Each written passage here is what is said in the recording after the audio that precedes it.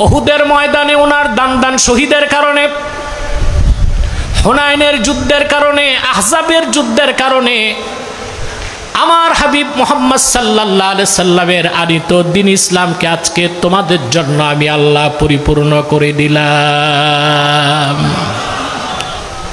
ওয়া আতমামতু আলাইকুম নি'মাতি, তোমাদের উপর আমার নিয়ামতকে পরিসমাপ্ত করলাম। ওয়া রাদিতু লাকুমুল ইসলামা দীনা। এই আয়াতের উপর আমাদের অনেক মুসলমানের বিশ্বাস নাই। আল্লাহ স্পষ্ট ঘোষণা করে দিয়েছেন ওয়া রাদিতু লাকুমুল ইসলামা দীনা। ইবনে আব্বাস তাফসীর করেছেন আই আখতারতু লাকুমুল ইসলামা দীনান ফাকাত। সমস্ত ধর্ম মতবাদকে আমি রহিত করে আমার হাবিবের দ্বীনকে আমি সন্তুষ্ট চিত্তে স্বীকৃতি দিলাম। আল্লাহর মনোনীত দ্বীন কয়টা? জোরে বলেন কয়টা? এই বিশ্বাস যতক্ষণ আমাদের না থাকবে, দাড়ি টুপি জুব্বা কুর্তা লাগায় প্র্যাকটিসিং মুসলিম হবার মাধ্যমে লেবাসের মুসলমান হওয়া যাবে, প্রকৃত মুসলমান হওয়া যাবে না। আজকে বাংলাদেশে অনেকে বহুত্ববাদের কথা বলতেছে না? তো বাংলাদেশে তো সকল ধর্মের লোক আছে, তাদের ধর্মের অধিকারও আমরা দিচ্ছি। এর চেয়ে বেশি অধিকার বাংলাদেশে চাওয়াও তো সংখ্যালঘুদের উচিত না। অধিকার তো অনেক পাচ্ছে। পার্শ্ববর্তী রাষ্ট্রে ভারতে মুসলমান কি অধিকার পাচ্ছে? মুসলমানকে নির্মমভাবে পাখির মতো গুলি করে হত্যা করা হয়, মুসলিম নারীদের ধর্ষণ করা হয়, বাবরি মসজিদকে ভেঙ্গে মাটির সাথে মিশিয়ে দেওয়া হয়েছে। মুসলমানের কি অধিকার রক্ষা হচ্ছে আজকে ফিলিস্তিনে? 23 মাসে 70,000 মুসলমানকে নির্যাতন করে হত্যা করা হয়েছে।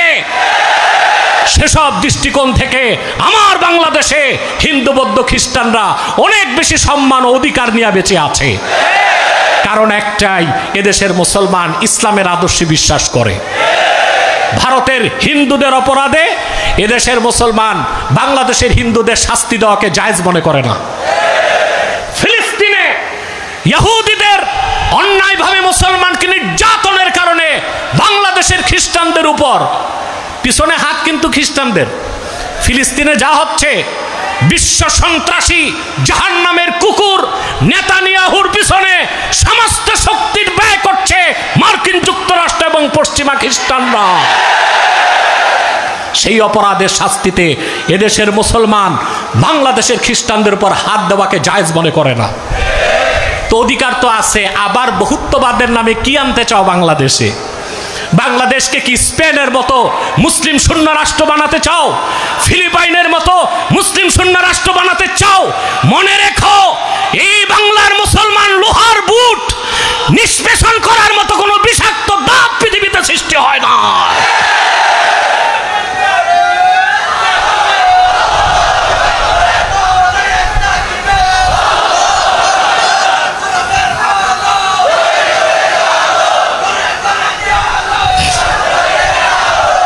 আল্লাহ পাক বলেন, লাখের উপর পয়গম্বর হাজার হাজার বছর দিনের দাওয়াত দিয়েছেন, আমি দিন পরিপূর্ণ করি নাই। আমার হাবিব 23 বছর দাওয়াত দিয়েছেন, আমি দিন পরিপূর্ণ করে দিলাম। এখন বলুন তো মুসলমান, আদম থেকে ঈসা পর্যন্ত লাখের উপর পয়গম্বরের দায়িত্বের বোঝা এক পাল্লায় দিলেও আল্লাহর হাবিবের এককভাবে দায়িত্বের বোঝা সমান হবে নাকি? হবে? আল্লাহ সেটাই বলেছেন, ওয়াদানা আনকা উইজরাক, আমি আপনার দিনকে পরিপূর্ণ করে দিয়েছি, আপনার দায়িত্বের বোঝা হালকা করে দিয়েছি। সুবহানাল্লাহ। আল্লাযী আনকাদা যহরাক, আই আল্লাযী আফকালা যহরাক, যে দায়িত্বের বোঝাটা আপনার পিঠকে ভারী করে দিয়েছিল। 4 নম্বর আয়াতে আল্লাহ তারপর বলেন, ওয়ারাফা'না লাকা যিকরাক, হাবিব আপনার জিকিরকে, আপনার সুনামকে, আপনার সুখ্যাতিকে, আপনার আলোচনাকে আমি আল্লাহ বুলন্দ করে দিয়েছি। সুবহানাল্লাহ বলবেন না? এ কথা কার? এবার আমরা নির্ভরযোগ্য তাফসীর থেকে কিছু বক্তব্য শুনছি এই আয়াতের উপর, তাহলে আমরা ব্যাখ্যাগুলো বুঝতে পারব। আল্লামা হাফেজ ইবনে কাসির রাহমাতুল্লাহি আলাইহি তাফসীর ইবনে কাসিরের মধ্যে হযরতে আবু সাঈদ খুদরি রাদিয়াল্লাহু তাআলা আনহু থেকে বর্ণনা করেছেন। আবু সাঈদ খুদরি বলেন, আল্লাহর হাবিব একদিন বলেছেন, আতানি জিবরিল ফাকালা ইন্না রাব্বি ওয়া রাব্বাকা ইয়াকুল কাইফা রাফা'তু যিকরাক। আল্লাহর হাবিব বলেন, জিবরিল একদিন আমার কাছে এসে প্রশ্ন করলো, ইয়া রাসূলুল্লাহ, ইয়া হাবিবাল্লাহ, আপনার রব আল্লাহ তাআলা জিজ্ঞেস করেছেন, আল্লাহ যে বলেছেন ওয়া রাফা'না লাকা যিকরাক, আমি আপনার জিকিরকে সমুন্নত করেছি, আপনি কি জানেন না কি আল্লাহ কিভাবে আপনার জিকিরকে সমুন্নত করেছেন? আল্লাহর হাবিব বললেন, এটা আল্লাহই ভালো জানেন। আল্লাহর পক্ষ থেকে জবাব চলে আসলো, ইযা যুকিরতু যুকিরতা মাই। সুবহানাল্লাহ। ইযা যুকিরতু যুকিরতা মাই। প্রিয় হাবিব, এই পৃথিবীতে জলে স্থলে ধুলোকে ভুলোকে মহাশূন্যের দূর অন্তরিক্ষে সাত আকাশে লৌহ কলমে এমনকি আরশে আজিমে যখনই আমি আল্লাহর জিকির হয় সঙ্গে আপনি মুহাম্মাদের জিকির হয়। ইদা যুকিরতু যুকিরতা মাই। সুবহানাল্লাহ বলেন। এই আকাশে জমিনে ধুলোকে বুলোকে যখন যেখানে আল্লাহর জিকির হয় সঙ্গে রাসূল করিম সাল্লাল্লাহু আলাইহি সাল্লামের জিকিরটাও হয়। হয় কি না? আজানে, খুতবায়, তাশাহুদে, মিম্বরে, ওয়াজের মাঠে, কোরআনের তেলাওয়াতে, হাদিসের তেলাওয়াতে, এমনকি ঈমান আনার সময় যেখানে আল্লাহর নাম সঙ্গে রাসূলুল্লাহর নাম। ঠিক কিনা বলেন? আরেকটি রওয়ায়াত ইবনে কাসির রওয়ায়াত করেন, রাসূল করিম সাল্লাল্লাহু আলাইহি ওয়াসাল্লাম একদিন আল্লাহ তাআলাকে বললেন, আল্লাহর হাবিব আল্লাহকে বললেন, قد كانت قبلي أنبياء منهم من سخرت له الريح ومنهم من يحيي الموتى। আল্লাহ, আমার পূর্বে অনেক নবী এসেছেন, রাসূল এসেছেন, তুমি তাদের এক একজনকে এক একভাবে সম্মানিত করেছো, মর্যাদা দিয়েছো। কার জন্য বাতাসকে তার নিয়ন্ত্রণাধীন করে দিয়েছিলা, কারোর জন্য এমন ব্যবস্থা করে দিয়েছিল তোমার নামে মৃতকে জিন্দা করতে পারত। সুবহানাল্লাহ। আল্লাহ, আমাকে তুমি কি সম্মানে সম্মানিত করলা? সুবহানাল্লাহ বলবেন না? আল্লাহ তাআলা ডাক দিয়ে বলেন, ইয়া মুহাম্মদ সাল্লাল্লাহু আলাইহি ওয়াসাল্লাম, আলাম আজিদকা ইয়াতীমান ফাআওয়াইতুক। প্রিয় হাবিব, আপনাকে কি আমি ইয়তীম হিসেবে পাই নাই? আমি আপনাকে সাহায্য করেছি। রাসূলুল্লাহ বলেন, আমি বললাম হ্যাঁ। আল্লাহ আবার বললেন, আলাম আজিদকা দাল্লান ফাহাদাইতুক। আমি কি আপনাকে পাই নাই? আপনি মানব জাতির জন্য পথ খুঁজতেছিলেন, কোন পথে নাজাত, আমি আল্লাহ পথ দেখায় দিছি। দাল্লা ইয়াদিল্লু, দালালা থেকে দাল্লুন শব্দের একটা অর্থ পথভ্রষ্ট। রাসূলুল্লাহর শানে এই তরজমা করলে ঈমান নষ্ট হয়ে যাবে। এই তরজমা করা যাবে না। কোরআন শরীফের কোথায় কোন শব্দের কি অর্থ তা নির্ধারণ করতে হবে হাদিস দিয়ে। কেউ যদি মনে করে বলতে চায় যে রাসূলুল্লাহ সাল্লাল্লাহু আলাইহি ওয়াসাল্লাম ইসলাম আসার আগে নাউজুবিল্লাহ পথভ্রষ্ট ছিলেন, সে কাফের হয়ে যাবে। কারণ রাসূল করিম সাল্লাল্লাহু আলাইহি ওয়াসাল্লাম তখন থেকে নবী আদমের অস্তিত্ব যখন আল্লাহ অস্তিত্বে আনেন নাই। সুবহানাল্লাহ বলেন। ওনার নবুয়তের প্রকাশ ঘটেছে 40 বছর বয়সে। সুবহানাল্লাহ। কখনই দালালাত বা পথভ্রষ্টতা রাসূলুল্লাহ সাল্লাল্লাহু আলাইহি ওয়াসাল্লামের কাছে যেতে পারে নাই। এই জন্য তর্জমাটা হবে, আল্লাহ জিজ্ঞেস করেছেন, আলাম আজিদকা দাল্লান ফাহাদাইতুক। আপনি মানুষের জন্য পথ খুঁজতেছিলেন, আমি ওই অবস্থায় পেয়ে আপনাকে পথ দেখাই দিছি। সুবহানাল্লাহ বলবেন না? রাসূলুল্লাহর শানে কথা হচ্ছে, প্রাণ খুলে হৃদয় থেকে বলেন সুবহানাল্লাহ। রাসূলুল্লাহ সাল্লাল্লাহু আলাইহি ওয়াসাল্লাম বলেন, হ্যাঁ আল্লাহ, তুমি আমার মাধ্যমে গোটা মানব জাতিকে সঠিক পথ দেখিয়ে দিয়েছো। সুবহানাল্লাহ। এরপরে আল্লাহ তাআলা বলেন, আলাম আজিদকা আইলান ফাআগনাইতুকা। আমি কি আপনাকে নিঃস্ব পাইনি, অতঃপর আমি আপনাকে অমুখাপেক্ষী করে দিয়েছি। সুবহানাল্লাহ। আপনাকে সম্পদশালী করে দিয়েছি, তার মানে 7 আকাশ 7 জমিনকে সৃষ্টি করে আল্লাহ তার হাবিবের কদমে হাদিয়া করে দিয়েছেন। এরপরে আল্লাহ রাব্বুল আলামিন বলেন, আলাম আশরাহ লাকা সাদরাক, আমি কি আপনার বক্ষটা উন্মুক্ত করে দেই নাই? আদম থেকে ঈসা পর্যন্ত পূর্বের কোন নবীর বক্ষ বিদারণের ঘটনা ঘটে নাই। আল্লাহ তাআলা তার হাবিবের মর্যাদাকে আরশ চুম্বি করে দেবার জন্যে একবার নয়, 2 বার নয়, রাসূলুল্লাহর বক্ষ বিদারণ আল্লাহ 4 বার করে দিয়েছেন। রাসূলুল্লাহ বললেন, আল্লাহ তাও করছো তুমি? তারপর আল্লাহ তাআলা প্রশ্ন করেন, আলাম আরফা লাকা যিকরাক, হাবিব আমি কি আপনার জিকিরকে বুলন্দ করি নাই? রাসূলুল্লাহ সাল্লাল্লাহু আলাইহি ওয়াসাল্লাম বলেন, আল্লাহ তাও তুমি করে দিয়েছো। রাসূলুল্লাহ সাল্লাল্লাহু আলাইহি ওয়াসাল্লামের জিকিরকে আল্লাহ রাব্বুল আলামিন কতটা বুলন্দ করেছেন, সমুন্নত করেছেন? আল্লাহ এক কথায় জবাব দিয়ে দিয়েছেন, ইযা যুকিরতু যুকিরতা মাই, যখন যেখানে আমার জিকির হয় সঙ্গে আপনি মুহাম্মদ সাল্লাল্লাহু আলাইহি ওয়াসাল্লামের জিকির হয়। সুবহানাল্লাহ বলেন। এই যে সিরাতুন নবী মাহফিল হচ্ছে, এখানে আল্লাহর জিকির হচ্ছে, রাসূলুল্লাহর জিকির হচ্ছে, ঠিক কিনা বলেন? আল্লাহ কান পেতে শুনে রাখেন মুসলমান, আপনি কখনো সফল হবেন না ব্যক্তি জীবনে, সমাজ জীবনে, আন্দোলনে, সংগ্রামে, নাজাতও পাবেন না 3টা জিনিসের খেয়াল যদি আপনার না থাকে।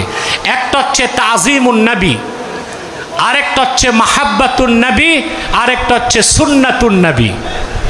রাসূলুল্লাহর তাজিম অন্তরে থাকতে হবে, রাসূলুল্লাহর ভালোবাসা জীবনের চেয়েও বেশি থাকতে হবে, রাসূলুল্লাহর সুন্নত এবং আদর্শের পূর্ণ অনুসরণ করতে হবে, ঠিক কিনা? আমাদের দেশে রবিউল আউয়াল মাস আসলেই ঝগড়া হয়, কেউ বলে সিরাতুন নবী পালন করব, কেউ বলে মিলাদুন নবী পালন করব। ঝগড়ার কিচ্ছু নাই, সিরাত যার মিলাদ তার, সিরাত যার মিলাদ তার। আপনি মিলাদকে কিভাবে অস্বীকার করবেন? সিরাতের শুরুই তো মিলাদ দিয়ে। এখন কিছু কিছু অপরিপক্ক বক্তা বলে থাকে, আবু লাহাব তো মিলাদুন নবী পালন করছিল, সে তো নাজাত পায় নাই। তা আমি বলবো, আব্দুল্লাহ ইবনে উবাই তো সিরাতুন নবী অনুসরণ করছিল, সেও তো নাজাত পায় নাই। মিলাদুন নবী পালন করার কারণে আবু লাহাব নাজাত পায় নাই, বিষয় এটা না, ঈমান না থাকার কারণে নাজাত পায় নাই। যেভাবে আব্দুল্লাহ বিন উবাই নামাজ পড়ে রোজা রেখেও ঈমান না থাকার কারণে নাজাত পায় নাই।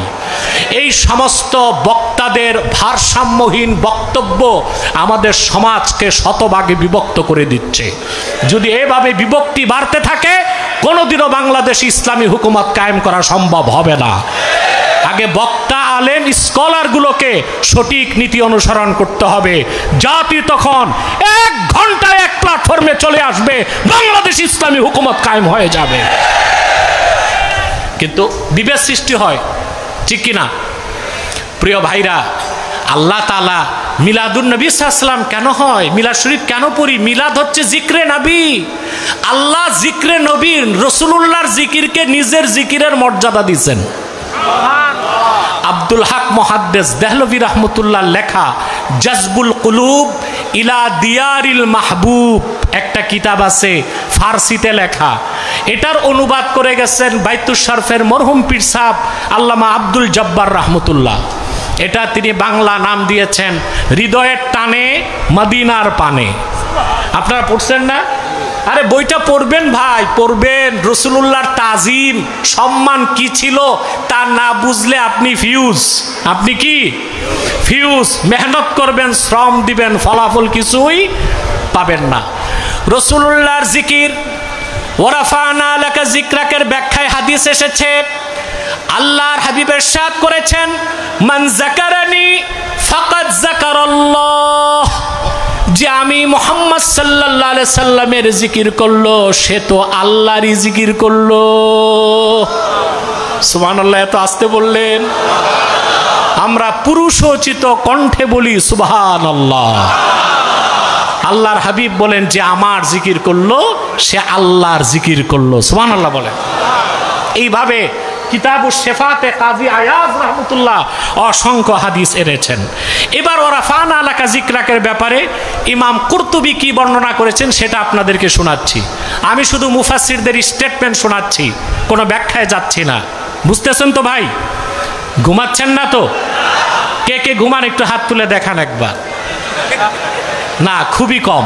এই লাখো জনতার মধ্যে 2-4টা হাত উঠছে, তাতে বোঝা যায় যে আপনাদের আপার স্তর এখনো হ্যাং হয় নাই। ঠিক আছে, তবে আমার এই প্রতি বছর শেষ সাথে বসায় ফাঁসিতে ঝুলান কেন আমি এটা বুঝি না। আমি এন্তেজামিয়াকে বলবো, আমি বক্তব্য রাখবো ফার্স্ট নাইটে, প্রয়োজনে মুনাজাত করব শেষ রাতে। কি বলেন আপনারা? না আপনারাও চান আমি শেষে বসি? সে যাই হোক, প্রিয় বন্ধুগণ, ইমামে কুরতুবী এই আয়াতের তাফসীরের মধ্যে আব্দুল্লাহ ইবনে আব্বাস থেকে একটি রওয়ায়াত এনেছেন। ওয়া রুয়ানি আদ-দাহহাক আন ইবনে আব্বাস রাদিয়াল্লাহু তাআলা আনহু قال يقول له لا ذكرت إلا ذكرت معي في الآذان والإقامة والتشهد ويوم الجمعة على المنابر ويوم الفطر ويوم الأضحى وأيام التشريق ويوم عرفة وعند الجمار